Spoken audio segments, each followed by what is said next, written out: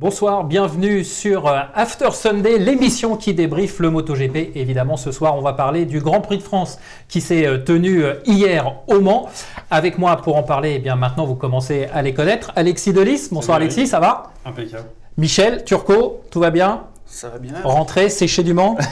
Séché du Mans, encore les chaussettes un peu humides, mais ça va. Et puis à nos côtés, évidemment, Thomas Morcellino nous accompagnera maintenant définitivement parce qu'on n'a pas réussi à s'en séparer et il aura sa propre rubrique. Ça va Thomas, toi aussi, t'as séché un peu, ça va? C'est bon, on a séché.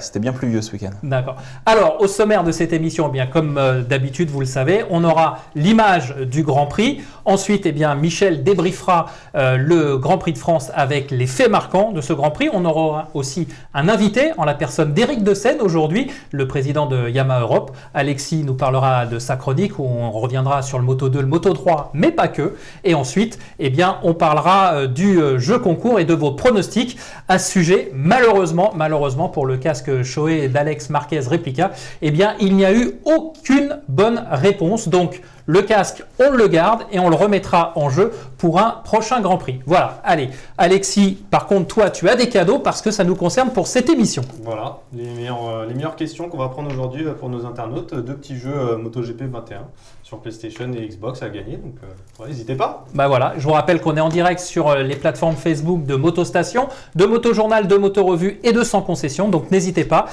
posez vos questions. Et donc, comme vient de le dire Alexis, les plus subtils seront récompensés donc par ces jeux vidéo. Allez, on commence tout de suite par le débrief de Michel Turcot.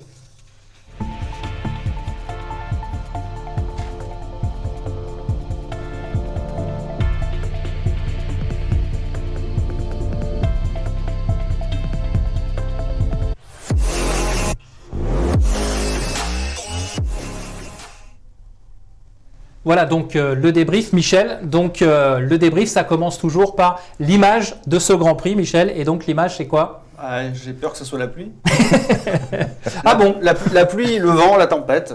Ouais, on a eu un week-end, on va dire pourri, hein, je crois qu'il n'y a pas d'autre mot. Ouais. Alors c'est vrai que le Mans, depuis 2000, depuis le retour donc régulier au Mans, c'est-à-dire depuis 2000, depuis 21 ans, c'est une fois sur deux, on a de la pluie. Donc l'an dernier, le Grand Prix de France, il avait eu lieu au mois d'octobre, on a eu de la pluie. Et ben là, au mois de mai, on a encore eu de la pluie. Alors les pilotes se plaignent, ils disent mais il faut plus y aller au mois de mai. Donc là, je pense qu'il faudrait demander à Claude Michy d'organiser le Grand Prix au mois de juillet peut-être. Ouais. On a déjà eu au mois de juillet. Au Castellet. Okay. Non, au Mans aussi. Ah, au Mans, ouais. En 1990, si je dis pas de bêtises, et il faisait chaud. Ouais. Jack Miller a comparé le Grand Prix de France un peu à Phillip Island d'ailleurs. On sait que les conditions sont toujours un peu compliquées. Oui, mais enfin, Phillip Island, c'est le bord de mer, c'est les. Non, mais c'est vrai que la météo. C'est vrai que le Mans, c'est près de la mer aussi. Parce que bon, on a des week-ends de pluie en Angleterre, mais c'est vrai que là, c'est un week-end où il y a des averses régulières, donc il pleut, ça sèche. En fait, il n'y a jamais de conditions stables. Donc c'est ça qui est le plus difficile.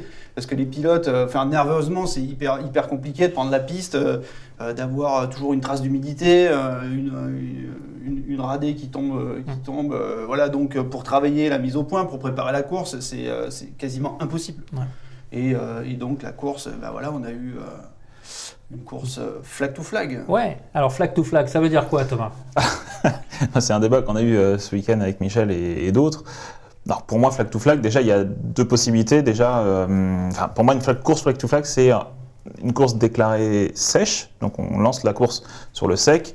Et à l'époque où, quand il commençait à pleuvoir, soit le pilote levait la main, ou il y avait un drapeau rouge, la course était interrompue, puis on refaisait un autre départ. Là, c'est les commissaires de piste, la direction de course, qui décident d'agiter le drapeau blanc. Et donc là, les pilotes sont autorisés à changer de moto. On rappellera, Thomas, que ça a été créé en 2005. Ouais. Pour justement pour vendre plus facilement des programmes au télé, parce que voilà, comme tu disais, on avait les courses qui étaient arrêtées, donc il y avait une nouvelle procédure.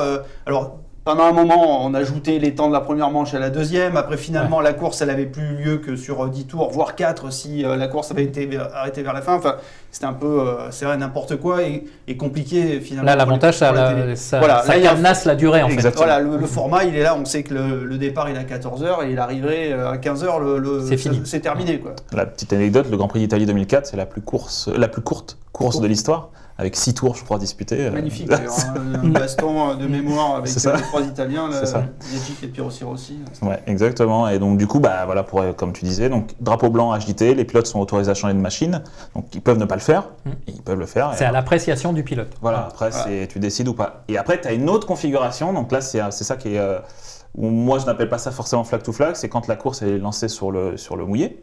Et donc là, le règlement n'interdit pas, le pilote peut changer de moto quand il le souhaite. Et donc on se Il n'y a souvient pas d'ordre intimé par la direction de course. Non, C'est-à-dire du qu'on tout. entre guillemets, on n'ouvre pas la voie des stands, elle reste ouverte. Exactement, et donc là c'est ce qu'il a pour la petite anecdote, récemment en 2017, à Brno notamment, Marquez, la course avait été déclarée a été lancée sur le wet, sur le mouillé, et puis Marquez s'est arrêté au bout d'un tour et changé de moto, il est parti en slick et voilà. Donc, Alors par contre, il y a une obligation, Oui, c'est ce on que change de moto, on doit changer de monte pneumatique. Voilà. Ouais. Voilà. Tout à Alors on rappellera, pour ceux qui ne connaissent pas vraiment la moto, qui la découvrent, puisqu'on a de plus en plus de gens qui s'y intéressent. Record d'audience encore, ce Voilà, week-end c'est sur que, les antennes de Canal. En course automobile, on change les roues, on s'arrête, on change les roues. En moto, c'est pas possible parce que contrairement à des motos d'endurance, les motos de Grand Prix, les motos GP en l'occurrence, sont pas équipées de changement de roue rapide. Donc c'est pour ça que les pilotes changent de moto. Et ça n'existe pas en moto 2 et moto 3 parce que les pilotes n'ont plus de moto. En Superbike, par contre, Voilà, on c'est ce change, que j'allais dire, on change les roues. Ouais, Ça prend un certain temps, mais du coup, ils ont mis en place un qu'ils temps ont qu'une minimum moto. à passer dans les stands, parce qu'ils n'ont qu'une moto, effectivement. Pour éviter que ça soit la course à l'armement et à celui qui change le plus vite les roues, effectivement. C'est ce qui avait valu à Lucas Mayas d'ailleurs d'être pénalisé ou déclassé, je crois, puisqu'il avait fait une super perf, mais il n'était pas resté assez longtemps. Si dans la on voie des ressort stands. trop tôt des Voilà. stands, effectivement, on est pénalisé. Ouais. Et du coup, météo instable, météo capricieuse et Chute. record de chute ou pas alors? non. Donc effectivement, on dénombre 117 chutes ce week-end, donc ce qui est quand même déjà assez impressionnant, du travail pour les commissaires de piste. Bon, après on en rigole, mais il n'y a pas eu de gros Non, il y a eu logos, c'est quelques surtout ça, quelques blessés, il y a eu je crois une clavicule pour ouais. Yuki Kuni, je crois qu'il y a eu Xavier Artigas qui a dû faire un petit passage à l'hôpital parce qu'il était tombé sur la tête, mais il a pu rouler le dimanche et derrière il finit 7ème je crois. Donc une très belle course. Mais non, c'est pas le record, pour répondre à ta question. Il faut remonter. Alors je sais pas si c'est le record, parce qu'on n'a pas toutes les chutes de toute l'histoire, mais à Valence 2018, où il avait fait aussi un temps pourri, on était monté à 155 chutes sur le week-end. Ah, il y a de la marge encore. Après, c'est vrai que Le Mans, c'est un circuit où il y a souvent des chutes aussi. Ouais. Parce que Notamment au spécificité virage de ce circuit, c'est qu'il y a peu de virages à gauche, donc souvent les pneus, comme il fait frais, les pneus n'ont pas le temps de monter en température, ils se refroidissent rapidement, donc c'est vrai que sur le plan des pneumatiques, c'est un tracé qui est compliqué à gérer. Puis la longueur de la pit lane. Ouais. Alors ça, c'est notre problème. On a vu Alex Rins chuter à sa sortie de la Et piste. Vignales aussi pendant les essais. Ouais, puis on a même vu les deux Honda aussi en FP2 ou FP3 qui coupent un peu, Espargaro et Marquez. Et Espargaro et Marquez se remettent par terre dans le tour où faut pas laisser refroidir les pneus. Ouais, faut pas laisser. Alors justement, on a une question de Christophe de Paris qui nous demande quels sont les meilleurs pilotes sous la pluie. Alors on pense à celui qui a gagné la course notamment. Ouais. Petrucci aussi, qui a la Petrucci, réputation d'être quelqu'un de très Johan, Miller en a parlé. Ouais, voilà, c'est Marquez. Ouais, Marquez. De toute façon, il y a une chose qui ressort de ce qu'on a vu dimanche, je pense, c'est que maintenant il faut être bon partout et on en reparlera avec Fabio. Mais voilà, on sait que maintenant il faut. Ça suffit pas d'être bon que sur le sec et d'être vite que sur le sec parce que on l'a vu ce week-end. Si t'es pas bon non plus sous la pluie ou dans les conditions un peu tricky, comme ils disent. Le championnat, c'est compliqué. Voilà. Bon, on passe au fait marquant, Michel. Allons-y. Allez. Donc le premier, c'est évidemment le nouveau doublé français, enfin doublé puisqu'il n'y a pas de vainqueur, mais encore 2 Français sur le podium. Donc on a eu déjà ce résultat à Doha, deuxième course au Qatar. Donc ça nous fait 2 fois 2 Français sur le podium en 5 courses. C'est jamais arrivé, puisque la dernière fois c'était en 1954 à Reims. Donc voilà, là on vit une période glorieuse pour le sport moto français, assez incroyable. C'est magique. Alors au Qatar, c'est Fabio qui était devant, qui gagne la course même. Là, c'est Johan qui termine devant lui. Au Qatar, c'est donc Fabio gagne la course. Zarco se retrouve en tête du championnat. Là, c'est Zarco deuxième, Quartaro troisième et Quartaro reprend la tête du championnat. Donc, voilà.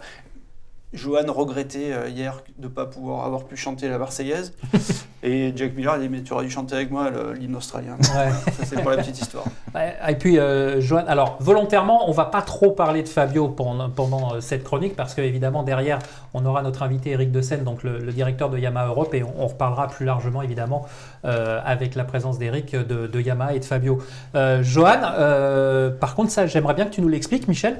Il ne s'est pas servi du All Shot Device alors qu'on sait que depuis le début de la saison, c'est une arme chez Ducati. Ouais. Pourquoi ? Alors, depuis le début du week-end, c'est vrai que c'était une question. Les pilotes se demandaient est-ce qu'ils allaient l'utiliser ou pas. Alors, on rappelle le circuit du Mans. Il y a la ligne de départ, elle précède cette longue courbe qui rentre dans la chicane Dunlop. Donc, on sait que le All Shot Device, on l'enclenche en mettant la fourche en contrainte, puisque la fourche donc reste baissée. Et pour la débloquer, Thomas nous avait expliqué ça. Avec un stylo. Bien, avec un stylo, c'est le principe. Donc pour désengager ce All Shot Device, il faut freiner. Donc il faut pouvoir donner de la pression. Donc là, le problème, c'est d'aborder cette courbe Dunlop avec la fourche qui est bloquée en bas. La moto est beaucoup moins maniable.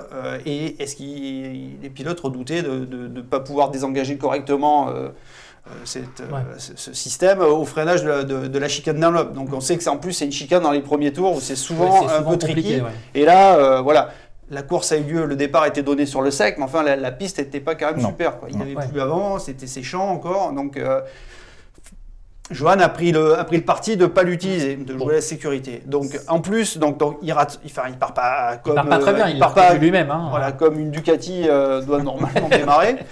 En plus, il est gêné un peu avec Morbidelli, donc il perd pas mal de place et il se retrouve 10e, 11e dans les premiers tours. 11e, ouais, 11e. Voilà. Donc il s'agace un peu forcément, et puis après, au bout de 4 tours, il faut rentrer, la pluie arrive, donc là il arrive à rester sur ses roues. Il rentre au stand, il ressort en hampe de pluie avec des hampes de médium. Et voilà, il a fait une super remontée. Alors on sait qu'il a toujours été fort dans ces conditions. C'est aussi un peu l'histoire de son entraînement à l'époque des années Felon, hein, faire beaucoup de tours sur des pistes sèches, mouillées. Donc il a ce feeling. Et il aime ça. Il aime enchaîner les tours. Il aime. C'est une situation dans laquelle il est très à l'aise, comme Jack Miller d'ailleurs. Ouais. Et voilà, il a fait une très belle course. Jean-Georges de Nanterre, je nous demande justement, est-ce que Johan va enfin gagner son premier Grand Prix cette année ? S'il y en a bien qui l'attend, c'est lui, donc je pense que... Moi, je pense qu'il a tout pour en gagner. Voilà, et là, ça fait 3 deuxième places. Moi, j'y croyais, hein, sincèrement. Après, surtout comme Miller avait choisi des pneus soft. Ouais. Hein, on se disait qu'en fin de course... D'ailleurs, il dit si la course avait été un peu plus longue, il aurait pu aller chercher Miller. Bon, Bagnaia devait se dire la même chose. Si la course avait été un peu plus longue, avec des scies, tout le monde aurait gagné. C'est vrai qu'il était plus rapide que Miller dans les derniers tours. Après, Miller avait un peu d'avance, donc c'est plus facile à contrôler. Il a bien réagi d'ailleurs, Miller. Super course. Mais voilà, de toute façon, Miller est aussi extrêmement fort dans ces conditions. Donc c'est difficile. Mais oui, gagner une course, en tout cas, il a la moto, il a aujourd'hui l'expérience. Il l'a dit, hein, j'ai tout. La moto, elle gagne. Mon équipe, elle est au top. Il n'y a qu'un mauvais concours de circonstances. Voilà, après ça va être le Mugello et ça va être un client, parce que je ne vois pas comment la victoire va pouvoir échapper à une Ducati. Puis après, il y a 2 chances maintenant en Autriche. Oui. Voilà. On va y revenir aussi, Thomas, là-dessus. Alors justement, on parle de Miller. Donc un autre fait marquant, c'est une 2e victoire consécutive pour Jack Miller. Ouais. Et puis celle-là, elle est quand même extraordinaire parce que il est pénalisé pour ressortir déjà avant son passage par les stands, il sort de la piste parce que sous la pluie là, ça baffe, il sort de la piste, il se retrouve dans le bac à gravier, il rentre. Il repart sans mettre son limiteur dans la voie des stands, donc il est pénalisé, il fait 2 longues laps, donc non seulement pourquoi 2 d'ailleurs ? Parce qu'il fait un dépassement de vitesse, mais pourquoi 2 fois ? Ça fait partie des décisions de la direction de course. Et Bagnaia a eu la même chose. Voilà. Là, honnêtement, je ne peux pas te dire. Il faudrait demander à la direction. Thomas. Mais là, il faut demander. Non, mais après, il y a plein de décisions comme ça, il n'y a pas de barème. C'est vrai que moi, on m'a demandé pourquoi on a pénalisé, par exemple, Fabio d'un long lap parce qu'il s'est trompé de moto. Est-ce que dans le règlement, c'est Snoopy qui m'a demandé ça tout à l'heure, est-ce que dans le règlement, il est stipulé que le pilote doit s'arrêter devant sa moto ? Non. Je sais pas. Bah, Ah j'ai non, pas la réponse. je lui ai dit, je vais c'est- demander, je me renseignerai. Mais c'est vrai qu'aujourd'hui, il y a des interprétations, des règles. Voilà, bon, après, c'est. Après, c'est comme ceci ça. dit, on a vu revient- que dans ces conditions, Oui. un long lac, ça porte moins à conséquence que sur le sec. Ah, pour preuve, ils ont gagné. Ouais. enfin, On revient à Miller justement, donc Ouais. avec ces deux longues lappes. Et juste pour, avant de te redonner la parole, Michel, c'est Fabio qui expliquait qu'il surveillait son pitboard et il disait il me reprend que 2 dixièmes, il me reprend que 1 dixième. Mais en fait, il avait fait son long Ouais, lap, quoi. Donc, Ouais, c'est les deux pour tours, il a fait 2 tours avec les longues lappes. Et c'est vrai que là, après, bon, il est revenu dessus. Ah, mais il est, très très vite. Mais voilà, on sait que Miller, il avait gagné son premier Grand Prix avec une Honda sous la pluie aux Pays-Bas. Et il a toujours. Et puis voilà, c'est un gars qui prend des risques. On se souvient en Australie, moi je l'ai vu. Thomas, tu te souviens, Phillip Island slick alors que c'est encore Ah oui, mouillé, en Argentine, en le ouais, fameux en Grand Argentine, Prix d'Argentine. il fait des. Voilà. Voilà. son il truc, tente ouais. des trucs, ouais. Ouais. Il a ce feeling. Alors justement, Marc de Toul nous demande est-ce que pour vous c'est une révélation ou est-ce que c'était attendu qu'il explose comme ça? Il était quand même très attendu cette année avec le guidon officiel. Bah, de toute façon, oui, voilà, l'an dernier, c'était un des meilleurs pilotes Ducati. Il a fait plusieurs podiums. On sait que c'est un garçon très doué. Il a eu un début de saison compliqué au Qatar. Il s'est fait opérer lui aussi le syndrome des loges. Au Portugal, il était sous pression. Il est tombé. Bon, là, je pense que la victoire à Jerez, ça l'a Jerez, débloqué. ça l'a quelque part libéré. Et, voilà, là, ça va l'aider à reconduire son contrat avec Ducati. Justement, Ducati, Michel. Donc là aussi, c'est un fait marquant. C'est encore un doublé pour Ducati. Alors, pas les deux officiels, mais Miller et Johan. Et Bagnaia qui revient comme un fou pour signer une 4e place, qui est placé au championnat. Donc on a 3 pilotes Ducati aux 4 premières places du classement. Oui, bah, Exactement. c'est arrivé, c'est la 3e fois que ça arrive depuis que donc, Ducati s'est engagé en MotoGP, donc en 2003. Donc c'était en Turquie 2007 et en France en 2019. Et donc hier pour la 3e fois. Donc c'est assez rare pour être souligné. Alors on rappellera que Ducati est le seul constructeur qui aligne 6 motos, donc 6 pilotes. Donc on peut imaginer que ça laisse un peu plus de possibilités d'avoir des pilotes devant. Donc la 3e équipe, Avintia, les 2 pilotes, Marini et Bastianini, roulent avec des modèles de l'année précédente. Bon, ils ne sont pas vraiment des pilotes officiels.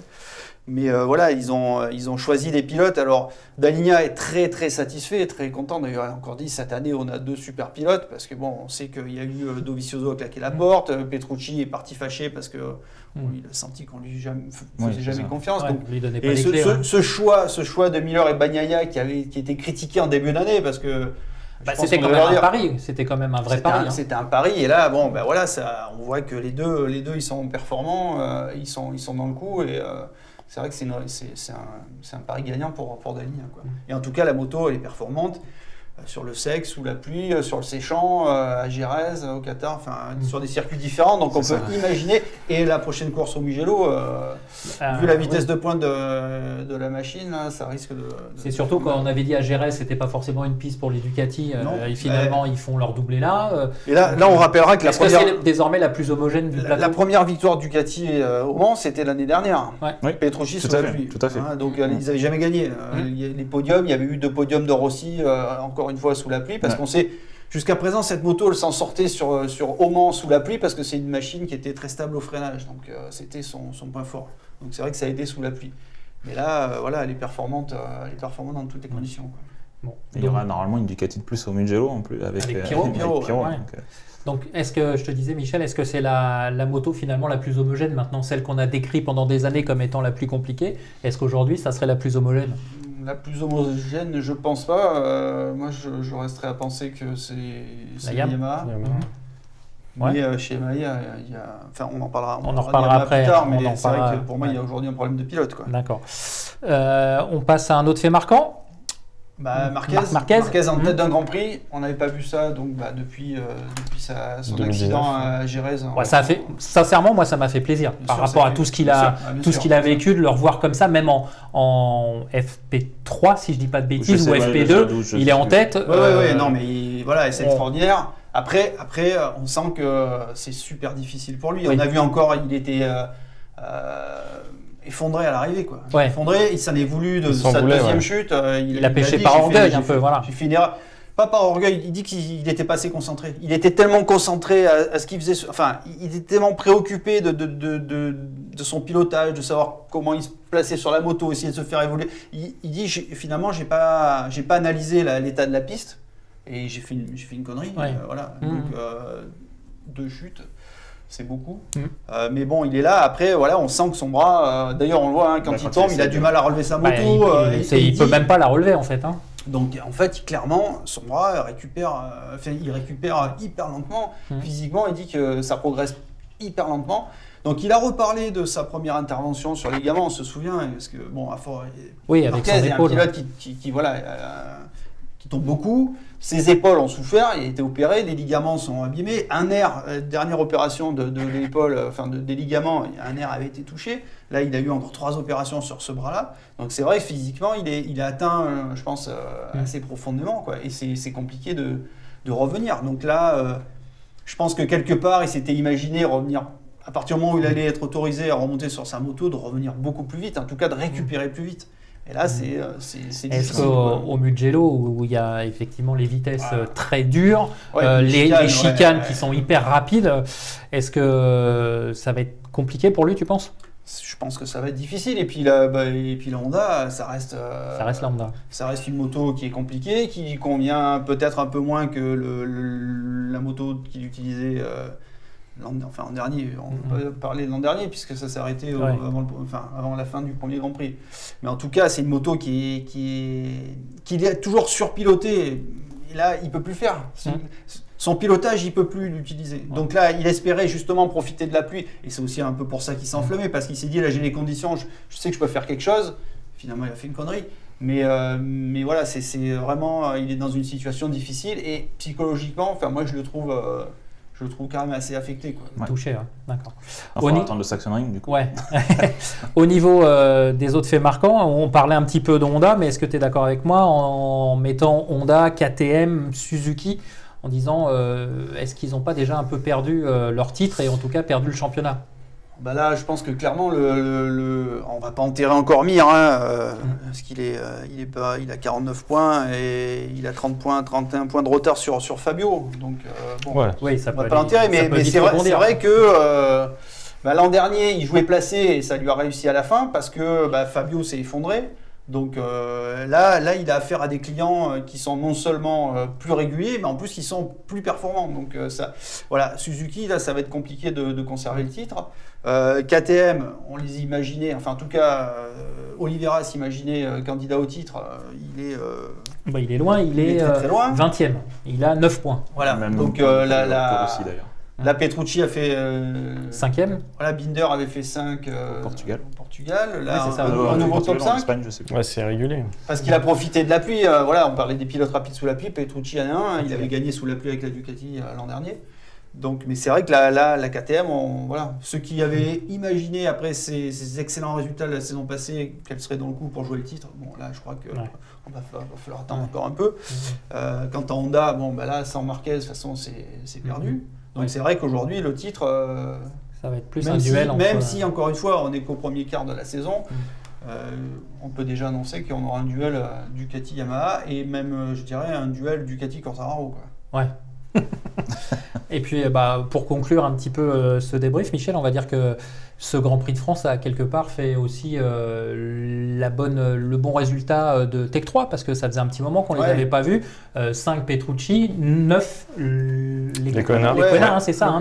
Et en Moto 3 aussi, les pilotes 5 et 9 aussi. 5 et 9, c'est ça. Et les Quena en tombant en plus. Ouais, en tombant. Donc c'est pas tous les jours simple pour Hervé, mais en tout cas, ce Grand Prix de France, c'est pas si mauvais que ça, quoi. C'était plutôt, en tout cas, c'était beaucoup mieux que les 4 premières courses. Ok, bon.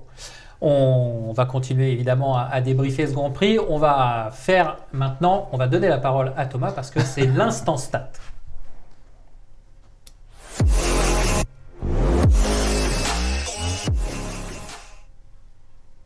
Alors Thomas, parce que évidemment on explique à nos téléspectateurs que voilà, t'es ancré, t'es bien là, pour notre plus grand plaisir d'ailleurs, parce qu'il faut bien le reconnaître aussi.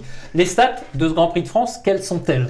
Il y en a plein, effectivement, quand on va rappeler, je donnais quelques-uns. C'est ça, mais il y en a 2 qui pour moi sont assez marquantes, c'est que ce week-end, donc le podium qu'on a eu ce week-end, il n'y avait ni espagnol ni italien sur le podium, donc en MotoGP, et c'est la 4e fois que ça arrive depuis que l'avènement du MotoGP en 2002. Les seules fois où c'était arrivé, c'était en 2007.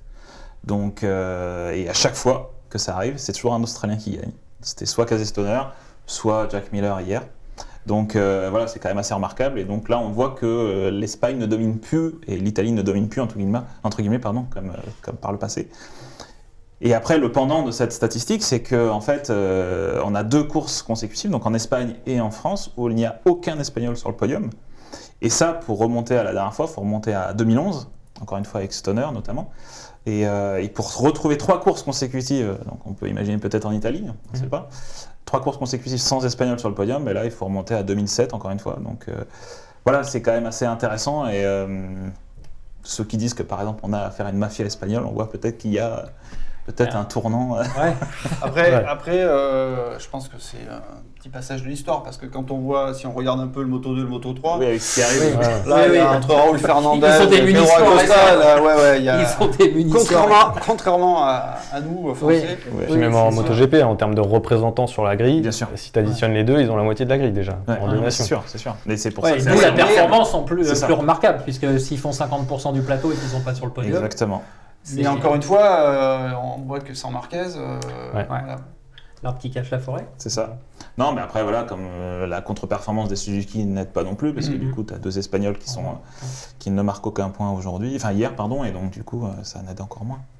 Mais voilà, moi, je pense que c'est les 2 chiffres, entre guillemets, à retenir de ce week-end, entre autres performances de nos Français, bien sûr. Ok, bah écoute Thomas, merci. Ah bah, tu vas nous abandonner, malheureusement, puisque en fait c'est Eric Dessen qui va venir prendre ta place. Juste une dernière question, le temps qu'Eric nous rejoigne. Stoner, Miller, les stats, on voit que Stoner est aussi dans tes stats. Est-ce que c'est une bonne année pour Miller? Est-ce que les planètes sont alignées? Bah écoute, oui, pour retrouver 2 victoires australiennes en MotoGP consécutives, il faut remonter encore une fois à Stoner, c'était en 2012. Donc voilà. Ouais. On peut imaginer qu'effectivement on pourra avoir l'année Miller, mais bon, on n'est qu'au 5e Grand Prix. Hein. Oui, on ne va pas tirer de conclusion. Pas de questions Pas d'objection. Pas d'objection. Allez, on tourne le jingle et on accueille tout de suite notre invité Eric Dessen.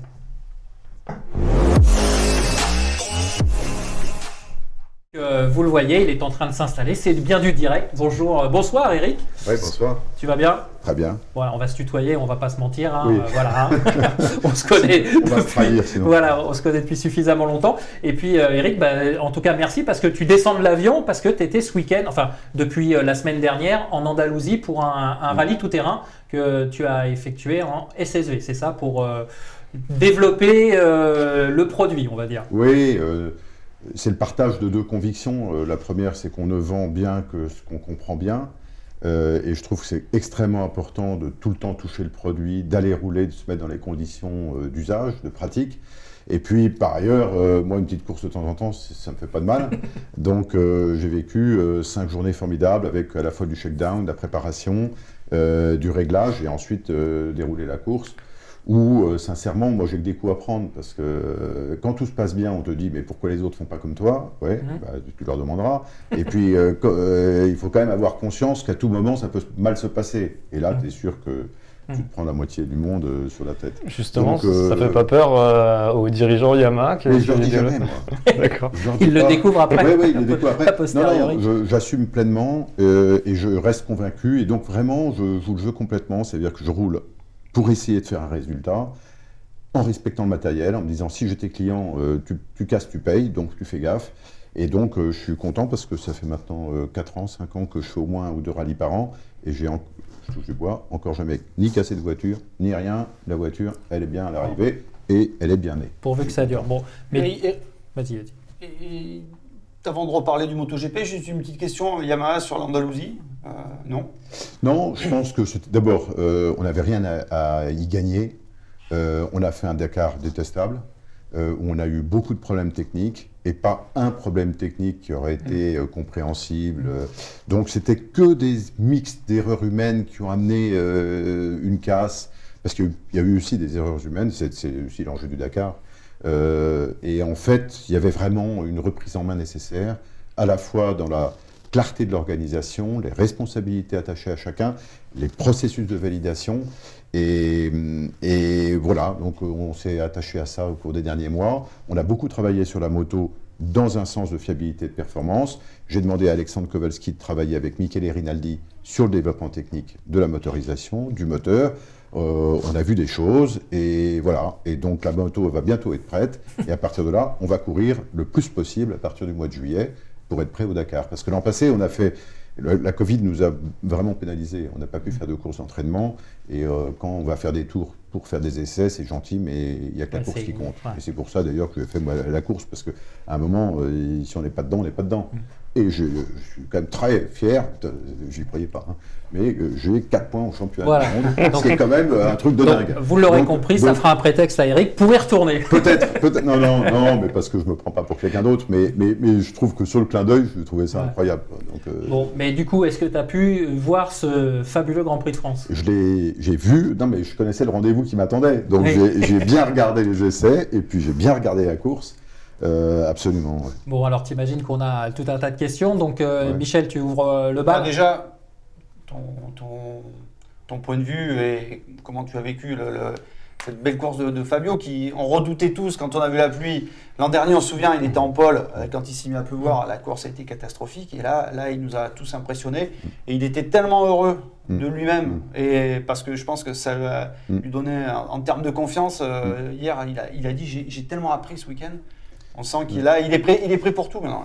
Non, mais moi je pense qu'il n'y a que des bons enseignements sur cette course, en tout cas en ce qui concerne Fabio. Le premier, c'est que d'abord son bras va pas mal, parce que les essais, etc., à aucun moment il s'est plaint, et contrairement, et vous parliez de Marquez tout à l'heure, moi j'étais très admiratif de la manière dont Marquez est revenu avec cette espèce de pugnacité et d'envie d'y aller. Alors qu'on le sentait dans la souffrance. Bon, Fabio, formidable. Hein. Là, c'était même pas un sujet. Donc ça, c'est quand même rassurant. La deuxième chose, c'est qu'on voit que Fabio de 2021, c'est pas Fabio de 2020. On l'a vu dès les premiers Grands Prix, peut-être pas le premier tout de suite, peut-être, mais depuis une maîtrise, une maturité dans la manière de construire ses courses, partir de 9e, 10e et réussir à remonter en construisant sa course et sa victoire. Voilà, c'est un autre Fabio. Et cet autre Fabio, il amène aussi à avoir quelqu'un qui a plus confiance sur le mouillé et qui réalise une très bonne course avec des conditions changeantes pour lesquelles il n'était pas favori dans ce qu'il avait réalisé jusqu'à présent. Et là, il s'est mis dans une position où il était tout à fait capable de challenger. Et donc, c'était sympa parce que la libération qu'il a en passant la ligne d'arrivée comme s'il avait gagné, c'est, je pense, tous ces démons-là qui d'un seul coup se lâchent. Donc, la moto aussi a quand même énormément progressé. Mais non, mais tout à l'heure, on parlait de Suzuki. Suzuki, je ne veux pas juger pour Suzuki, j'y suis pas. Par contre, ce que je sais, c'est quand tu es champion du monde, quand tu gagnes, c'est le piège. Parce que faut surtout pas s'endormir, il faut bosser 2 fois plus. Ouais. Après, la réglementation fait aussi que les motos n'ont pas trop évolué. Nous, pareil. Ouais. La moto va mais vous aviez cerné votre problème. Oui, mais le problème, c'est quand tu gagnes, tu n'as pas de problème à cerner. Donc, mais non, mais tu en as moins que les copains. Oui, c'est vrai. Et la difficulté, c'est que quand tu gagnes, c'est vachement. Tout le monde est très content, y compris dans le team. Et tu as toujours, c'est un réflexe, tu as moins tendance à te challenger, à aller rechercher ce qu'il y a derrière. Mais pendant ce temps-là, tu as tous les frustrés, là. Tous les copains, là, ils cherchent partout. Donc, tu es en train de nous expliquer, l'an dernier, vous étiez vraiment très frustrés. Nous, on cherchait, on a été frustrés. On a été frustrés. On savait que la moto avait progressé, qu'elle était bonne, mais on a loupé des grands prix encore. Il y a quand même eu ce problème de fiabilité qui, dès le départ, a fait que ça tombait. Vous avez été obligé de faire machine arrière en termes de performance. Et à partir de là. Alors, le problème de fiabilité, on va pas revenir sur l'histoire du spectacle, etc. Mais c'est vrai qu'on s'est dit, pour sécuriser, parce qu'il y avait encore des doutes, on a essayé de réduire les régimes moteurs et puis qu'on en a redonné un petit peu au fur et à mesure pour voir jusqu'où ça tenait. Bon. Donc c'est vrai que c'était un doute et ça a mis un stress parce que d'un seul coup, quand le premier Grand Prix de la saison ou les 2 premiers Grands Prix, tu prends des moteurs dans la tête, t'es pas là pour ça.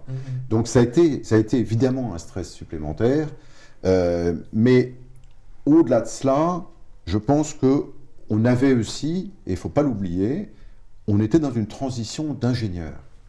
Tsuji-san, qui était le patron du MotoGP et du développement technique, a quitté le MotoGP en début d'année. On a eu Inco, enfin notre nouveau ingénieur remplaçant, qui lui a dû prendre aussi sa responsabilité, et donc il avait une pression avec une moto sur laquelle il n'avait pas participé totalement à son développement. Là, c'est sa moto. Il s'était approprié, et très sincèrement, c'est un super bon. C'est un mec qui est adorable, qui écoute beaucoup. Ito, il écoute beaucoup, et il sait où il veut aller. Et donc je pense que la qualité de la moto de cette année, qui, malgré le règlement qui donne beaucoup de contraintes, beaucoup de limitations, vient de la manière dont il a absolument travaillé sur toutes les variables de la moto pour être sûr d'en tirer le meilleur. Après, il y a aussi, ils ont quand même bien corrigé le tir aussi au niveau du châssis, parce qu'il faut rappeler aussi que l'an dernier, avec le Covid, il n'y a pas eu de test.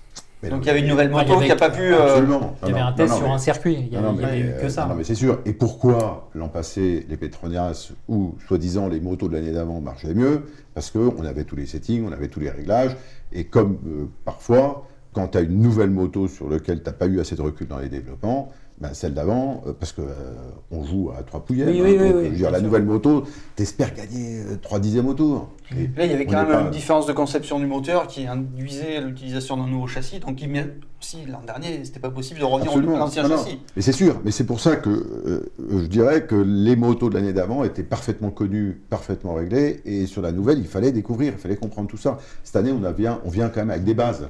C'est un peu une histoire qu'on a déjà connue chez Yamaha en 2018. On se rappelle quand Zarco casse la baraque et que Vinales et Rossi sont à... Enfin, tu l'as su aussi, mais tout le monde était impressionné dans le box de Fabio l'an passé. Il demandait un clic de suspension, pas plus. Il prenait la moto, il en manche, un clic à gauche, mais c'est tout. Et il pouvait se concentrer sur son pilotage. Et comme la moto est homogène, vous le disiez tout à l'heure, mais la moto est une moto qui est plutôt homogène, qui renvoie plutôt une information bonne, et sur lequel tu peux rentrer sur les freins. C'est une moto d'entrée en virage.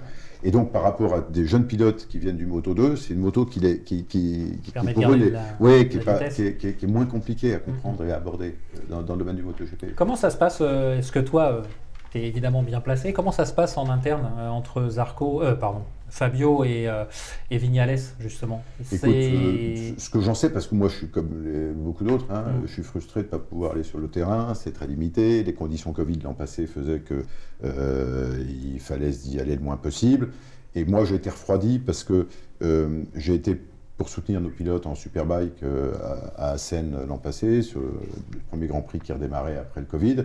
Et en fait, j'ai vu que dans les réseaux sociaux, il y avait des gars qui commençaient à dire « Mais comment ça, pourquoi De San il est là, il n'est pas indispensable à faire tourner le team, c'est pas normal. » Bon, moi je estime que c'est indispensable de soutenir nos pilotes et au contraire montrer que l'entreprise est totalement soudée derrière nos engagements sportifs. Bon, ça a été mal pris par certains aux Pays-Bas.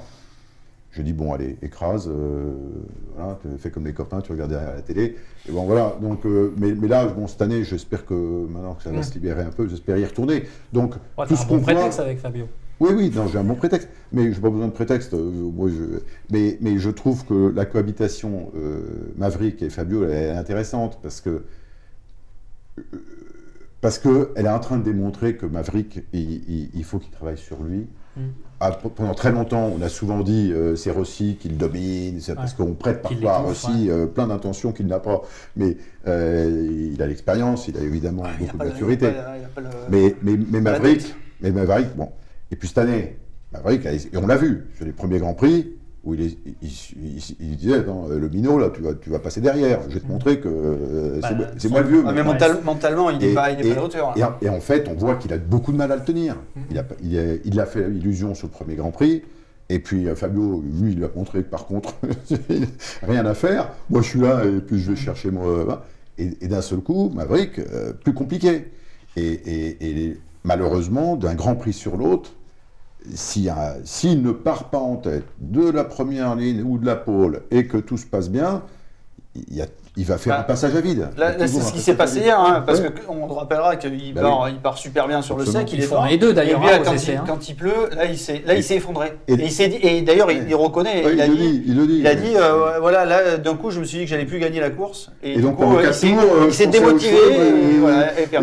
Il perd 4 secondes en un tour, un truc de fou quand Fabio passe tout le monde au freinage de la Non, c'est dommage parce que Maverick est évidemment excellent pilote. Mais c'est vrai que par moment, il faut partir à la guerre. Quoi. Donc, tu as 27 tours, tu pars à la guerre. Et chaque tour, c'est la guerre. Et tu peux pas te dire, attendez, tiens, je fous drapeau blanc pendant 4 tours, attendez, je reviens dans 5 minutes quand j'aurai rechargé mon fusil. Ça marche pas, ça. Mais moi, je trouve qu'il s'est mis dans un drôle de fonctionnement aussi. Là. Moi, je le vois sur les conférences de presse. Tu vois, à chaque fois qu'on lui pose une question, il répond par le prénom du journaliste. Bonjour, merci. Il est dans un espèce de gendre modèle. De bienveillance. Non, mais c'est un mec sympa. Moi, je l'adore. Tu vois, on est allé le voir cet hiver à Alès s'entraîner. C'était super. Enfin, tu vois, il était open. On a fait une interview super. On a passé du temps avec lui. Mais par contre, on sent qu'il n'est pas focus comme peut l'être un Fabio qui va être un tueur. De toute manière, à un moment, c'est lui qui a la clé. C'est personne d'autre. C'est lui qui doit trouver la clé. Le pilotage, il l'a. L'aisance dans le team, il l'a. Il a un team qui est soudé derrière lui. Et il n'y a que lui qui a la réponse. À un moment, il faut que lui arrive à pouvoir se mettre dans un mode qu'il n'a pas encore trouvé. Tu penses que ça peut définitivement basculer, je dirais, en faveur de Fabio, comme un peu Rossi l'a éteint à un moment?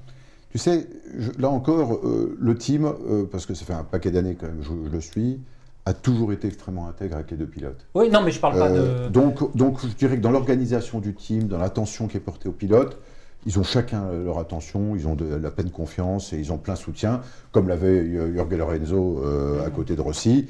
Et en fait, heureusement qu'un team d'usine, un team factory, permet d'apporter cette qualité de soutien à chacun de ses pilotes. Donc, après, il a clairement pris il a pris le lead, là, Fabio, c'est évident. Ah non, mais même si tu peux pas nous le dire, on voit bien que... Aujourd'hui, je le dis sans aucun problème. Il y en a un qui est en tête du championnat, l'autre il est 5. Bon, bah donc il y en a un qui a pris le lead. C'est pas la catastrophe non plus. Quoi. Bah oui, mais ça commence à faire un peu, ça commence à creuser. Non, mais c'est surtout dans la manière. Il y a 24 points d'écart. Surtout de la manière. C'est une victoire. Surtout de la manière dont Fabio s'est imposé, que ce soit à Doha, moi, c'est pour ça Portugal ou en Espagne, il domine quoi.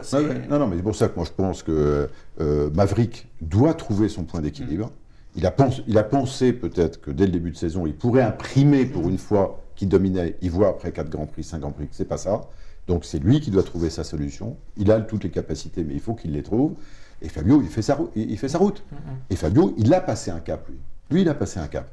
La maturité de ses courses, il a passé un cap. Oui, il est construit. Son week-end, il est construit. Aujourd'hui, tout est construit. Au Cordeau. Et puis tu t'aperçois que l'an passé, il a peut-être été encore déçu de faire 3e. Cette année, il sait que c'est important de faire 3e. Il sait que c'est important. Même sa course à Jerez. Fabio, il y a beaucoup de choses qui me font penser. Il a l'aura, il a le charisme d'un Rossi dans le team. Ouais. Tu vois, il a cette tu sens qu'il se fait plaisir. Il est là, ça le fait kiffer ce qu'il fait. Et si tu veux, tu vois le team, il regarde comme ça, comme un Rossi, quoi, à son âge. Hein. Moi, ce que je trouve top, parce qu'il y a un mec que j'adore dans le team qui est Bernard Ancio. Bernard, qui est quand même le fidèle des fidèles de Valentino, avec Fabio, tu sens qu'il a le sourire jusqu'aux oreilles. Il l'a retrouvé, il se fait plaisir. Et c'est top. Et c'est top. Donc, je pense que Fabio, il fait le job avec talent. Et donc, il n'y a pas besoin d'en dire beaucoup plus. Ça va dérouler. Alors j'ai des questions d'internautes. Vas-y, Alexis. Éric de Rennes qui veut savoir. C'est Éric de Seine. Alors là, c'est Éric de Rennes qui veut savoir si le constructeur qui gagne en MotoGP le dimanche vend des motos la semaine suivante. Faut surtout pas essayer de faire ce calcul. Ça marche pas. Ça coûte trop cher. Non. Et puis heureusement que gagner le MotoGP, le premier retour pour le constructeur, c'est qu'il est sûr d'avoir de bons ingénieurs. Donc nous, le MotoGP, c'est une école de formation pour avoir les meilleurs ingénieurs. Et quand on a un ingénieur qui a fait des MotoGP qui réussissent, il peut se retrouver à faire la prochaine R1, mais il peut se retrouver, et c'est ce qui s'est passé, à faire le Tri-City 125. Ça veut dire qu'à un moment, la récompense, c'est de l'emmener sur un projet qui est ambitieux sur le plan produit, totalement novateur ou totalement dans la performance. Donc le premier retour pour un constructeur, c'est d'abord ça. Les 150 personnes qui travaillent sur le MotoGP en développement technique pur, c'est la meilleure école. Ensuite, parce que ça, c'est le retour de vente. Quand tu as des ingénieurs qui sont excellents pour renouveler la prochaine MT-07 ou MT-09, c'est là où tu as un retour. Parce que tu as fait une excellente moto, tu domines les autres et tu vends mieux. Bon, c'est ça le premier retour. Le deuxième, c'est un retour d'image, évidemment. Et aujourd'hui, on a la chance dans la moto d'avoir une communauté qui continue à comprendre que le sport fait partie de la manière dont ils alimentent leur propre passion à leur niveau, individuellement. Et ça, c'est formidable. Est-ce que ça fait plus vendre, moins vendre ? Difficile de savoir. Comment tu vois la popularité grandissante du MotoGP ? On a vu les audiences de Canal, hein, avec Canal plus C8, ça fait 2 millions. Ça n'a jamais vu en France. On voit l'équipe qui fait des unes sur la moto. Non, mais attendez. Pour vous, c'est... Mais non, mais moi c'est une évidence. C'est évident, c'est facile à comprendre. En termes d'image, parce que... Non, mais en termes d'image, il y a dans tous les pays des passionnés de sport mécanique. Bon. Et c'est pas nouveau. Et quand tu prends des passionnés automobiles, ils ont toujours une petite sensibilité pour la moto. D'une manière générale, ils ne regardaient pas le MotoGP pour autant, mais tu t'arrêtes à la terrasse d'un troquet, tu as une jolie moto, tu as le mec qui vient, il n'a jamais fait de moto, mais comme par hasard, il s'intéresse au sport automobile. Donc, il y a une bonne complicité. Qu'est-ce qui s'est passé dans l'automobile ? Et je l'ai répondu un jour à Herbie Blash et à Ecclestone, qui me demandaient « Mais pourquoi en Formule 1, on n'y arrive pas ?» Je dis « Mais parce que vous avez tué le mythe du héros. Vous l'avez tué. Le sport mécanique, c'est quoi ? C'est de la performance et du courage. Il y a un héros qui pilote tout ça. Et quand tu avais Fianggio avec les bras nus, le mec qui se bat avec son volant, tout le monde voyait tout. Même quand tu as des Senna Prost, on le voit encore, les McLaren Marlboro de l'époque, le gars, il y avait le torse qui dépassait et tu voyais qu'il bataillait. Aujourd'hui, tu es sous un halo, tu as un truc, tu as un petit bout de casque qui dépasse et on te dit, ne t'inquiète pas, du stand, il pilote le moteur et on va lui décider si on lui donne sa puissance ou si on en retire. Pas très sexy. Le héros, tu sais plus où il est. Sur une moto, l'homme domine la moto. Il est présent, il bouge sur la moto, il déhanche, il prend ses risques, il tombe, il se relève, il machin. Donc, quand tu aimes les sports mécaniques, il n'y a rien de mieux que le MotoGP. Il n'y a rien de mieux. Et en termes d'image, par rapport à vous, Yamaha, qui va vendre des scooters, qui va vendre de l'utilitaire, est-ce que la popularité, enfin, cette meilleure image de la moto, parce qu'on sait qu'en France, on souffre, bon, déjà les sports mécaniques, on souffre un petit peu aujourd'hui des problèmes d'environnement, de sécurité, etc., etc. Est-ce que tu penses que d'avoir une image plus populaire, ça va vous aider à vendre des machines ? La première chose, c'est que d'abord, je trouve que c'est excellent pour notre sport qu'il y ait de plus grandes audiences.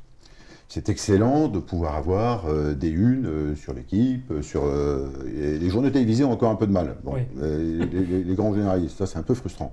Mais globalement, il y a une exposition qui est en forte amélioration. Est-ce que ça nous fera vendre plus de motos pour autant à l'avenir ? J'en sais rien. Par contre, que ça puisse inspirer des jeunes enfants qui ont 8, 10, 12 ans et qui se disent « Papa, j'ai envie de faire ça », oui, c'est possible. Ça c'est bien parce qu'on en a besoin. Et on en a besoin. Donc ça c'est sûr qu'aujourd'hui, les locomotives que sont Fabio et Johan sont des locomotives formidables pour l'avenir du sport moto, mais il ne faut pas nous demander à l'ensemble des acteurs qui sont en charge de tout ça que ça sorte dans 3 ans. Ça sortira dans 7 ans, 10 ans. Il faudra une génération. Mais c'est pas grave, il faut s'y atteler. Il y a beaucoup d'initiatives qui sont faites. Ensuite, la grande chance qu'on a, c'est que notre sport est devenu quand même moins dangereux. Ça veut dire que la dangerosité reste, mais les airbags vont apporter un grand plus. On a quand même réussi, il faut se souvenir, Barry Sheene Daytona, qui sort à 300 à l'heure, il était considéré totalement miraculé, avec des osselets dans tous les sens. Aujourd'hui, Nakagami, ou je ne sais plus lequel, qui s'en était pris une bonne à 300, bon, il se relève et il court le lendemain. Donc c'est formidable de voir comment on a réussi à avoir tout de même, absolument. Et donc c'est pour ça que je pense aussi au niveau du grand public, c'est reconnu comme étant tout de même extrêmement respectable, reconnu et admirable. Et c'est bien d'être admirable. T'as d'autres questions ? Alors Jim de Toulouse, vous rappelez-vous la première fois que vous avez vu Fabio, et est-ce que vous aviez déjà à ce moment-là détecté un potentiel Alors, je vais la faire en 2 temps. Le premier temps, rapide, hein ? Oui, je sais. Le premier temps, c'est Johan. Moi, j'avais été roulé avec Johan sur le circuit d'Alès de karts avec son YZF et on roulait tous les deux ensemble parce que je voulais comprendre comment il s'entraînait en 2010. Et on a été roulés ensemble et en revenant, j'ai dit écoute Johan, tu t'es prévu pour faire du Moto 3, t'es prévu pour faire du Moto 2, il n'y a pas de diable dans tout ça, mais moi je vais t'aider. Donc tout ce que tu as besoin pour tes entraînements, tu me dis et t'auras. Et en fait, je l'ai toujours accompagné comme ça. Et lorsque Fabio est arrivé, évidemment, je l'ai suivi dès l'instant où il est arrivé en Moto 3, et lorsqu'il est passé en Moto 2, j'ai été le voir un jour et je lui ai dit Fabio, il faut que tu saches, moi j'ai aidé Johan, je lui ai jamais rien demandé, et je t'aiderai pareil. Donc si tu as besoin de moto d'entraînement, si tu penses qu'il faut que tu roules plus, tu veux de moto d'enduro, de supermoto, machin, tu m'appelles, tu auras ta bécane. Et il a été très aimable parce qu'il ne m'a pas coûté très cher. Ouais. Non, mais je lui ai passé je te coupe par rapport à ça, ça me fait penser à une chose. Quand Eric Mahé a réussi à propulser Fabio en MotoGP, ce qui était quand même pour beaucoup une surprise, tu as été consulté, tu as été impliqué. En fait, ce qui s'est passé, là encore, ça a été en deux temps. Donc d'abord, j'avais cette relation avec Fabio où je lui avais dit, sache qu'il y a un type qui est prêt à t'aider et qui est là. Bon. Et ensuite, il y a eu la saison. D'abord, j'ai trouvé très dur le comportement de Sito Pons. Je n'ai pas vraiment trouvé très dur lorsqu'il est passé dans le team et au bout de 3 Grands Prix où déjà il disait mais c'est quoi ce gars-là, il ne met pas un pied devant l'autre, je me suis trompé de gars. J'ai trouvé ça d'une violence inouïe pour un jeune qui sortait du Moto 3, qui avait à peine 17 ans ou 16 ans. Et j'ai trouvé ça d'une injustice totale. Donc moi, ça m'avait vraiment marqué ça. Et quand l'année où il était sur Speed Up, où il était tout seul sur la Speed Up, et il fait sa pole, et j'étais là. Et je vais dans le box, et je vais le féliciter. On se connaissait à peine, tu vois, je veux dire, moi, je vais le féliciter, il y avait ses parents qui étaient là, etc. On discute, et je lui dis, écoute, ce que tu as fait, c'est top. C'est top, et sache que, vraiment, je pense à passer une marche, c'est super, parce que la moto, c'est toi qui l'as mis au point là. Il n'y a personne d'autre, tu es le seul à rouler sur Speed Up, donc tu ne peux pas dire que tu bénéficies des réglages des autres. Et donc, Fabio, là, moi, il m'a tapé dans l'œil. Et vraiment, je regardais. J'étais au pied du podium, parce qu'il a fait podium, je ne sais plus si c'était le même Grand Prix. Barcelone. Et puis, il en a fait un deuxième, et puis après, il a été... il a eu le problème de la pression des pneus. Ah, ça, c'est au Japon. Mais là, le contrat était déjà signé. Donc, voilà. Et en fait, on se retrouve en juin 2019, un truc comme ça. Juin 2019. Et je préparais d'aller à Suzuka. Et je vais à Suzuka. 18. Alors 18. Alors du coup, 18. Alors du coup, je suis en 18. Et là, j'ai Horikoshi, enfin les hommes du Racing qui viennent me voir. Ils disent, écoute Eric, on se pose des questions. Parce que pour l'année prochaine, parce que tout ça, c'était parti aussi de Zarco. Parce que moi, Zarco, je devais préparer la place chez Tech 3. On avait un peu bataillé avec Hervé Poncharal, qui ne croyait pas complètement au départ. Bon. Et puis, finalement, ça a réussi à se faire. Et ensuite, pour Johan, j'avais été chercher la moto de chez Petronas en full spec pour la saison d'après. Sauf qu'il décide de partir chez KTM. Donc on était que... Et évidemment que moi, je voulais trouver un pilote français qui puisse montrer que Johan avait fait fausse route et que sur une YAM, il pouvait faire mieux que Johan sur la KTM. C'est le jeu. Quand les Japonais m'appellent et me disent on se pose la question pour Petronas l'année prochaine, Fabio Quartararo, tu nous dis quoi? Je dis c'est gonflé, mais vous avez raison de le faire. Ah bon? Tu nous conseilles d'y aller? Je dis oui, pour une raison simple. Fabio, il est talentueux. Il est talentueux, il l'a montré. Tout ce qu'il a fait en Espagne, il était le meilleur de sa génération. Il est arrivé en Grand Prix et tu ne perds pas ton talent. Donc, il a peut-être été mal accompagné, il a fallu qu'il apprenne, et moralement, mentalement, etc. Mais donc, on sait qu'il a le potentiel. Deuxièmement, moi, ce qui me plaît beaucoup, c'est qu'il a 19 ans et il a vécu des saisons compliquées. Donc, il est déjà passé par le purgatoire. Parce que les saisons qu'il a fait en Moto 2 en s'accrochant depuis 18 mois, il faut les faire. Donc, je leur ai dit, il est intéressant parce qu'il ne pense pas que tout est arrivé, il sait ce que c'est que de passer par des périodes blanches. Et troisièmement, de toute manière, aujourd'hui en Moto 2, ce qu'il pouvait apprendre, il a sûrement déjà appris et il peut se révéler en MotoGP. Donc, moi, à votre place, il n'y a pas grand risque. Vous lui donnez sa chance, ce sera de toute manière bien perçu. Surtout c'était lui ou Baldassari, on rappelle. Oui, alors, l'histoire, eux étaient plutôt dans la logique en me disant, bon, si je te dis Fabio, tu fais quoi? Et donc je leur ai dit, moi, j'y vais. Bon. Et là-dessus, j'arrive à Suzuka, ils me disent, mon pote, tu vas être content, on a signé, c'est avec lui. Bon, bah, je lui dis, vous avez bien raison.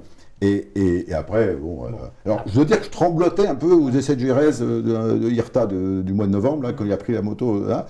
Bon, j'ai vu que ça se passait bien. Il racontait qu'il fallait qu'il comprenne les freins, mais globalement, ça allait déjà bien. Je dis, bon, allez, moi, c'est bon. Et il a fait déjà le job et ça ira. Bon, on va avancer, Eric. Je suis désolé parce qu'on a déjà énormément débordé, mais c'est le problème d'Eric de Seine. Vous savez, c'est comme un jukebox, vous mettez un euro dedans et c'est parti. Non, sincèrement, d'autres questions, on en a plein évidemment. Eric, on va aller à l'essentiel. Petronas contre VR46 pour la saison prochaine. C'est quelque chose qui vous interpelle ou c'est pas un sujet? C'est quelque chose qui interpelle et je vais donner mon opinion. Rapidement. Ben voilà. Donc, ah oui, et donc? Et bien donc, vous verrez, je vous dirai ensuite s'ils m'ont écouté. Donc, il faut qu'on te réinvite, c'est ça? Non, si je ne veux pas répondre à cette question, on va y en poser une autre. Avec Valentino Rossi, alors, situation aujourd'hui, c'est fait mal au cœur quand même.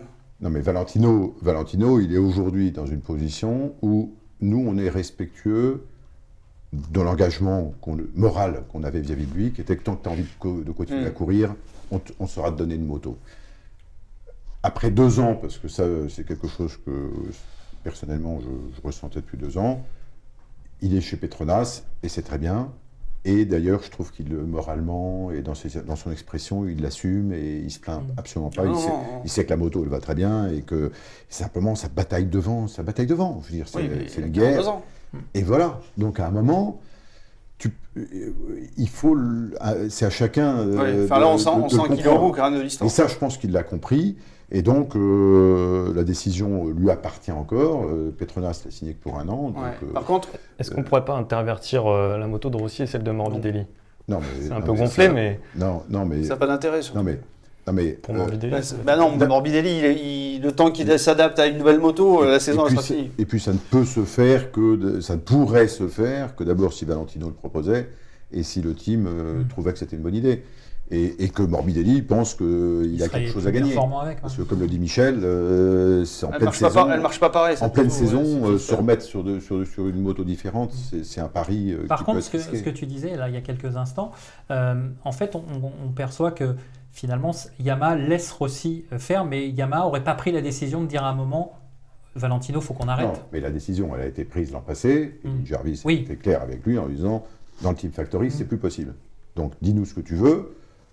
Et on va discuter avec Petronas. Et d'ailleurs, il a discuté avec Petronas. Et c'était la décision de Petronas. Ça a duré d'ailleurs. Finalement, oui, ça a duré. Mais il y a eu une décision. Le bras tordu quand même. Ouais, il y a une décision commune. Décision commune. Parce que, tu sais, pour Petronas, il faut se souvenir que Petronas, ils sont quand même très récents en MotoGP.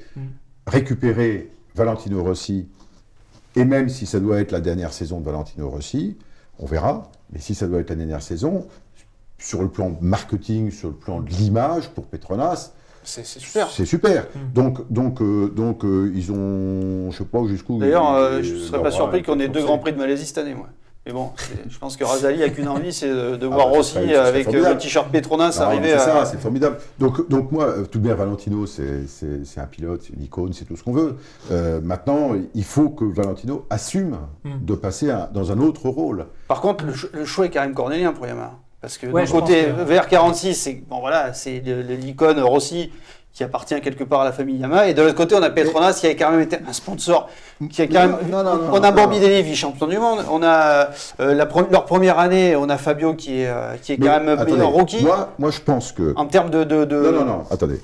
Moi, je suis pas d'accord. Je suis pas d'accord. Sans parler du sponsor un peu sulfureux de VR46. Je suis pas d'accord. Pour moi... Et là encore, parce que moi j'ai donné mes recommandations, le Japon tu veux pas va nous les confirmer. donner, non, et vous verrez, et je pense que quand tu regardes l'ensemble du puzzle, il n'y a qu'une décision à prendre. Il n'y a pas deux. Pour moi, il n'y a pas débat.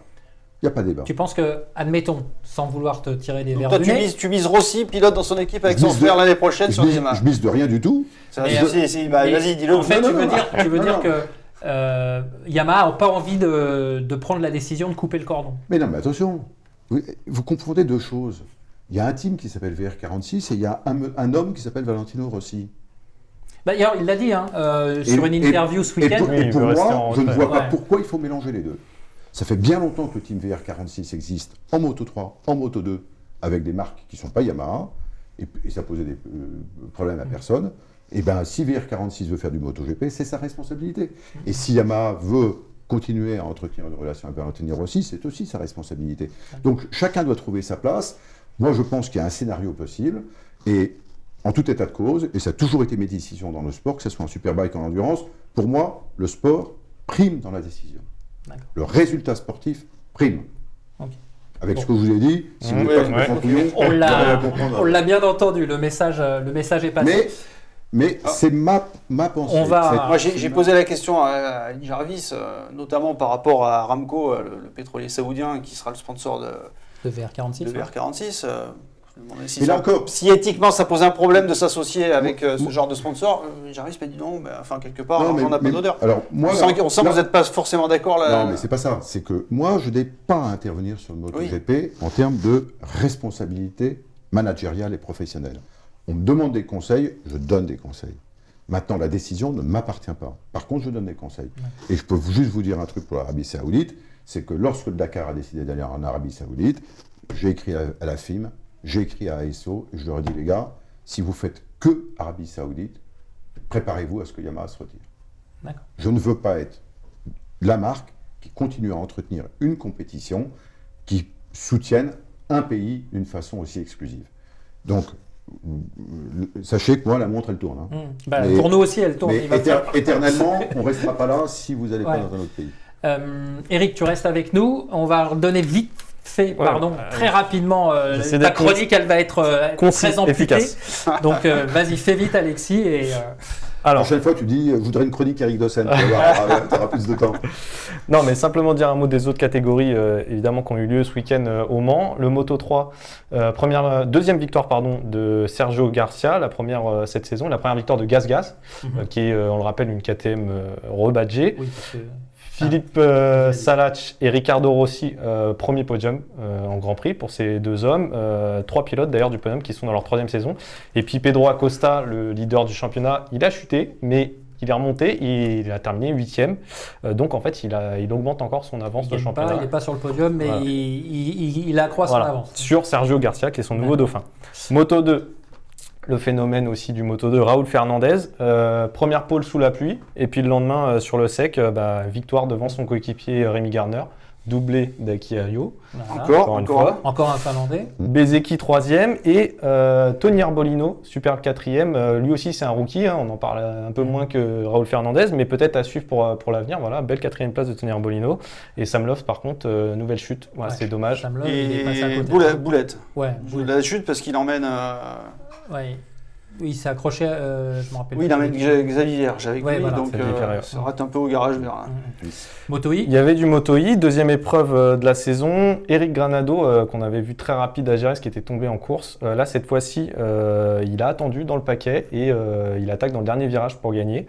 Devant Mattia Casadei et Alessandro Zaccone, qui reste le leader du championnat, qui avait gagné à Jerez. La course la plus serrée de l'histoire du Moto I, 8 pilotes en 1 seconde. Donc voilà, pour du Moto I, c'était vraiment sympa à voir. Un petit mot de Corentin Perolari, le français, qui termine 9e. Qui termine et qui termine 9e pour Tech 3, donc c'est plutôt pas mal, on l'a dit, un bon week-end ensemble pour Tech 3. Une petite image qu'on n'a pas vue à l'antenne ce week-end, on a parlé de Franco Morbidelli qui a chuté à la fin du premier tour. On sait il s'est fait mal au ranch, au genou, ça l'a handicapé tout le week-end, donc il allait être évacué sur civière. On voit l'image. On le voit à l'image. Il s'est fait mal aussi pendant le warm-up. Non, pendant le warm-up, en faisant le changement, en s'entraînant pour le changement de moto, il est tombé. Et Franco Morbidelli, quand il a vu qu'il s'était mis à pleuvoir, il est descendu de la civière, il a repris sa main et il a fait toute la course. Ça n'a pas payé malheureusement. Morbidelli peut faire du foot alors. Il peut peut-être faire du foot. Il a des fautes de tennis. Il a demi-brésilien comme ton ami Neymar. Donc ça va. Un petit mot aussi de Lorenzo Dalla Porta, qui ne brille pas pour l'instant par ses résultats, mais qui a été disqualifié de la course pour poids non conforme à l'arrivée. Il a été pesé à 216 kg, alors que le minimum en Moto 2 c'est 217 kg. En fait, c'est l'occasion de rappeler qu'en Moto 2 et en Moto 3, le poids minimum c'est la moto plus le pilote. Alors qu'en MotoGP, c'est uniquement la moto. Donc, quand on part avec une moto conforme, on sait que ça sera bon. Il aurait dû bouffer des rillettes. Moto 2. Il a peut-être été malade pendant la nuit. Voilà, il a peut-être été malade. Et puis un dernier mot sur le calendrier qui continue d'évoluer un petit Ouais, peu c'est ce que avec disait Michel le tout à Covid. l'heure. Voilà, le Grand Prix de Finlande qui devait déjà, la première À ton édition grand désespoir. devait avoir ouais. lieu l'année dernière, elle a été annulée. La première édition de cette année est aussi annulée, remplacée par un deuxième Grand Prix en Styrie, comme l'année dernière, donc en Autriche, pardon. Et puis le mot de Claude Michy aussi, qui a confié ce week-end que lui ne serait pas Il est contre prêt. accueillir un deuxième Grand Prix de France plus tard dans la saison. Ouais, parce Donc qu'il ça pourrait y a être un peu d'incertitude sur la tournée outre-mer. Sur le Japon, Malaisie, au Thaïlande surtout, parce que Malaisie, moi je pense que ça aura lieu, mais l'Australie aussi. Hein. Ça pourrait être une bonne nouvelle en tout cas pour les fans français, parce Bah, que peut-être qu'à ce moment-là, ça permettrait ouais. d'accueillir du public. Ça serait bien. Merci Alexis, désolé, on t'a un petit peu J'étais, tronqué, mais le responsable est en ouais. face de toi, tu sauras ce qu'il faut faire. On va parler maintenant pronostic, parce que le prochain Grand Prix, on l'a un peu évoqué, c'est le Mugello. Mugello en Italie, circuit hyper rapide. Michel, on peut sans se tromper pronostiquer à minima au moins une Ducati. Ah bah oui. Moi je verrais bien Johan, mais Johan il a jamais bien réussi. Le Mugello, il a toujours eu des petits soucis là-bas. Donc, mais à un moment donné, les soucis, il faut que ça s'arrête. Donc moi je vois bien une victoire de Johan. Par rapport à Eric, on va dire que le Qatar c'était une piste pour Ducati et finalement on a vu Vignales et Non, mais on verra. Moi, ce que je crois important, c'est rapidement Eric. Oui, à ce niveau de la saison, il y a quand même deux constructeurs pour le moment qui ont fait un petit break. Tu as Ducati qui a réussi à reprendre. Il a réussi à reprendre la tête au classement des teams, des constructeurs, et Yamaha qui est à l'ASPI. Et après, on a commencé à faire un petit break. Donc, je pense quand même que sur ce début de saison, et le Mugello est un circuit qui est un peu une synthèse de ce qu'on a un peu vu, avec la grande ligne droite. Ouais. Donc, la ligne droite, c'est sûr que c'est un atout pour la Ducati, mais il faut bien comprendre qu'on a souvent parlé de ce problème de vitesse de pointe. Je pense avec une analyse un peu trop simplette, qui est de dire ça manque de chevaux. Ouais. Évidemment, pour aller vite en bout, il vaut mieux avoir des chevaux. Mais il est aussi important de sortir vite de la courbe qui précède la ligne droite. On avait, je pense, et qu'on a pas mal travaillé cet hiver, on avait un déficit sur l'électronique, c'est clair. On avait un déficit sur l'électronique. Ducati a toujours été très bon sur son électronique. Ils ont été les premiers à travailler avec Magneti Marelli avant que ça devienne électronique unique. Ils ont toujours eu un avantage, un peu une avancée là-dessus. Et la manière dont ils travaillent à la fois sur l'assiette de la moto et l'électronique explique en grande partie leur vitesse de pointe. C'est parce qu'ils accélèrent mieux. Donc on travaille là-dessus et je pense qu'on a progressé. Et c'est pour ça que, comme par hasard, l'écart de vitesse de pointe est moins dramatique. Mais ça fait mal quand même. Moins dramatique, on va dire ça. Parce que quand il passe sur certains trucs, ça fait du vent. Et Eric Magérez à moitié plein qu'à oui, moitié parce vide. que je pense qu'on a progressé. Et il faut se souvenir qu'à un moment, même par rapport à d'autres concurrents comme Honda, on était encore 5-6 km derrière. Aujourd'hui, il y a une plus grande homogénéité des vitesses. Ton pronostic alors Eric pour Mugello. Allez, mouille-toi. Salaud. Non, Ça restera entre nous. Non, je pense que Fabio est sur une excellente trajectoire. Donc je pense que Fabio est tout à fait capable de faire podium. Dans quel ordre, j'en sais rien. Mais moi, je pense que Bagnaia va être bien aussi. Et je pense qu'il a dû être un peu frustré d'être remonté un peu tardivement sur ce coup-ci. Et il a envie de montrer qu'il peut en refaire une. Donc moi, je verrais bien... non, je pense qu'on peut refaire. Non, mais c'est pas facile parce que... On a compris. Fabio sur le podium, Bagnaia et puis... Et Johan ou Miller. D'accord. Je trouve que les Suzuki ne marquent pas. KTM, ils sont plus en difficulté cette année que l'an passé. Aprilia, non, peut-être pas. Et les Honda sont encore trop instables. Et je pense qu'au Mugello, la vivacité châssis, etc., c'est un circuit où il faut bien les emmener. Quoi. Bon, ça sera le mot. Sera le mot de la fin, Eric. Donc, on va juste, pour conclure, on est désolé, on a énormément débordé, on va se faire tirer les oreilles par la Real, mais voilà, il y avait des choses intéressantes à dire. On va vous rappeler que pour ce Grand Prix du Mugello, on va vous faire gagner un autre casque. On vous l'a dit, le casque de Alex Marquez sera remis en jeu ultérieurement dans la saison. Mais pour le Grand Prix du Mugello, on vous propose tout simplement de gagner le casque Johan Zarco Replica. Oui, voilà. On attend celui de Fabio incessamment sous peu, enfin en tout cas on l'espère. Donc vous connaissez le principe, vous allez poster le pronostic pour la pole, le podium Et s'il y a une bonne réponse, eh bien, pour le Grand Prix du Mugello, ça sera le casque Johann Zarco Replica. Merci Eric. Merci. Merci Alexis. Merci Michel. Merci messieurs. Merci à vous. Désolé pour l'extra supplémentaire sur cette émission, mais je ne vais pas faire plus long non plus, sinon c'est moi qui vais continuer. Donc merci, bonne fin de soirée et à très vite pour un prochain débriefing sur After Sunday.